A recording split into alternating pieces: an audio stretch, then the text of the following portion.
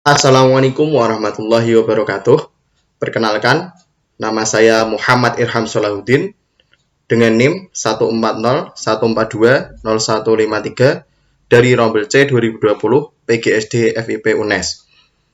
Di sini saya akan mempresentasikan tentang materi prinsip, karakteristik, model, dan gambaran pembelajaran kelas rangkap atau PKR, di mana mata kuliah ini diampu oleh Ibu Dr. Sri Sulistyorini MPD.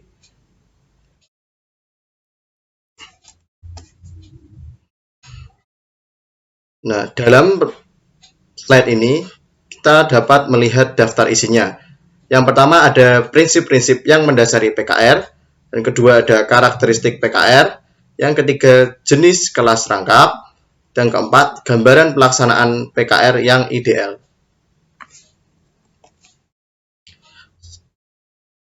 Selanjutnya adalah pengertian pembelajaran kelas rangkap.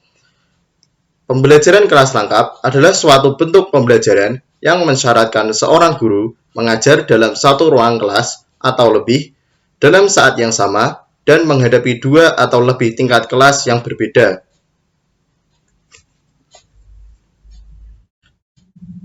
Selanjutnya adalah prinsip-prinsip yang mendasari pembelajaran kelas rangkap. Yang pertama, keserempakan kegiatan pembelajaran dalam PKR atau pembelajaran kelas rangkap. Guru menghadapi dua kelas atau lebih pada waktu yang sama. Oleh karena itu, prinsip utama PKR adalah kegiatan pembelajaran terjadi secara bersamaan atau serempak. Yang kedua, kadar tinggi waktu keaktifan akademik atau WKA selama berlangsungnya pembelajaran kelas rangkap. Semua murid harus secara aktif menghayati pengalaman belajar yang bermakna, baik yang berkaitan dengan tuntutan kurikulum maupun yang berkaitan dengan tujuan-tujuan yang bersifat jangka panjang seperti kemampuan berpikir kritis, mandiri, bertanggung jawab, dan bekerja sama. Yang ketiga, kontak psikologis guru dan murid yang berkelanjutan dalam pembelajaran kelas rangkap. Guru harus selalu berusaha dengan berbagai cara agar setiap dan semua murid merasa mendapat perhatian dari guru secara terus-menerus. Agar mampu melakukan hal ini, guru harus menguasai berbagai teknik. Yang keempat, dalam PKR terjadi pemanfaatan sumber secara efisien. Dalam pembelajaran, sumber dapat berupa peralatan atau sarana, nara atau orang, dan waktu. Agar terjadi WKA yang tinggi, semua jenis sumber tersebut harus dimanfaatkan secara efisien. Selanjutnya adalah karakteristik pembelajaran kelas rangkap.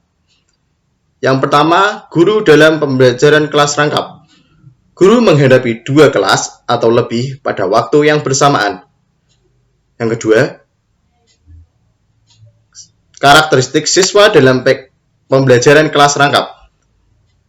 Murid-murid dengan perbedaan tingkatan kelas, umur, dan tingkatan kecerdasan berbeda belajar dalam waktu dan ruangan yang sama. Yang ketiga adalah karakteristik pelajaran. Mata pelajaran setiap kelas digabung dengan membentuk model pembelajaran tematik yang memperhatikan aspek-aspek penting lainnya. Yang keempat, karakteristik interaksi edukatif belajar. Guru mengajar dengan kreativitas yang tinggi, yang menciptakan suasana kelas yang kondusif dan nyaman. Yang kelima, karakteristik lingkungan belajar. Karakteristik lingkungan belajar dalam pembelajaran kelas rangkap yaitu sekolah dan lingkungan. Sekolah itu sendiri sebagai sumber belajar, termasuk guru.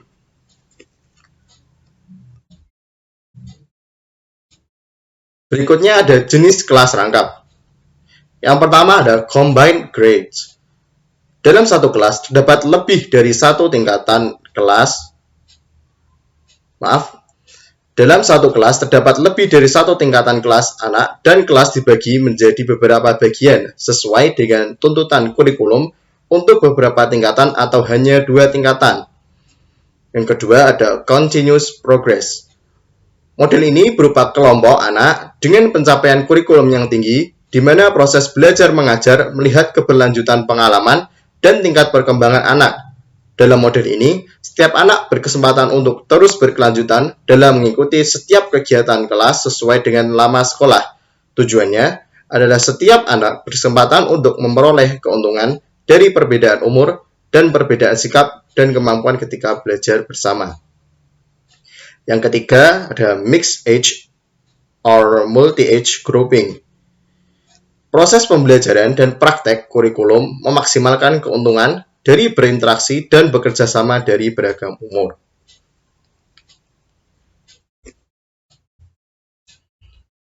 Berikutnya akan disajikan sebuah gambaran pembelajaran kelas rangkap yang ideal.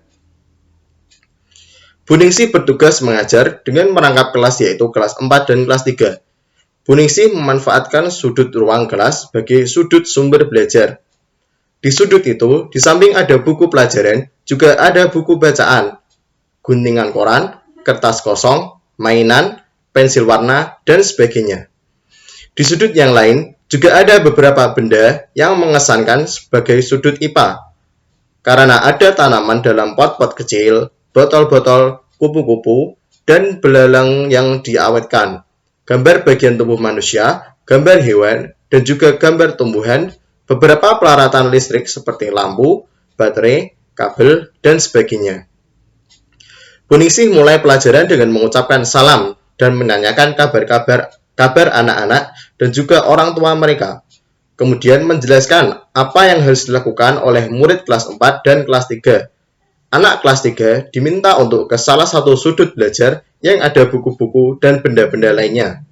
Di sana ada toples berisi gulungan kertas dan masing-masing anak diminta mengambil satu gulungan kertas dan kemudian mengerjakan tugas sesuai dengan tulisan yang didapatnya. Beberapa saat kemudian, murid kelas 3 masing-masing terlibat dengan tugasnya. Sementara itu, Bu Ningsih menerangkan pelajaran murid kelas 4 tentang ikan gabus. Bagaimana ikan itu bernafas, di mana ia hidup, bagaimana berkembang biak, dan bagaimana ikan tersebut mempertahankan hidupnya jika air kering. Bu Ningsih juga bertanya kepada anak-anak bagaimana cara menangkap ikan gabus tersebut. Beberapa anak menjawab dengan menyebutkan alat-alat yang dapat digunakan untuk menangkap ikan tersebut. Setelah tanya jawab tentang ikan dan bagaimana cara menangkapnya, kemudian Bu Ningsih meminta anak-anak untuk menggambar ikan dan alat untuk menangkap ikan. Anak-anak menekuni gambar masing-masing. Bu Ningsih lalu mengunjungi murid kelas 3 yang masih menyelesaikan tugasnya. Bu Ningsih memantau dan memberikan pujian. Kemudian, Bu Ningsih meminta anak-anak kembali ke bangku masing-masing dan menjelaskan pelajaran matematika. Selanjutnya, menulis soal matematika di papan tulis. Masing-masing murid diminta mengerjakannya. Bu Ningsih selanjutnya memantau pekerjaan anak kelas 4 dan mengumpulkannya. Selanjutnya, ia menerangkan pelajaran bahasa Indonesia tentang kalimat aktif dan pasif. Selanjutnya, anak-anak diminta membuat karangan singkat dengan menggunakan kata yang berawalan dan berakhiran. Siapa yang sudah selesai boleh menuju sudut sumber belajar yang ada buku-buku bacaan. Bu Ningsih kembali ke murid kelas 3, memantau pekerjaan murid secara bergilir, membantu murid yang mengalami kesulitan. Bu Ningsih juga menerangkan kembali kepada murid yang mengalami kesulitan, memberi balikan, dan setelah itu mereka diberi soal lagi sebagai PR.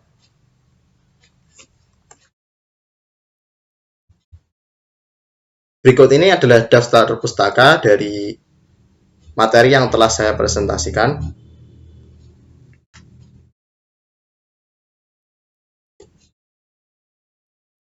Baik, sekian presentasi dari saya. Apabila terdapat kesalahan, mohon dimaafkan. Wabillahi taufiq wal hidayah. Wassalamualaikum warahmatullahi wabarakatuh. Terima kasih.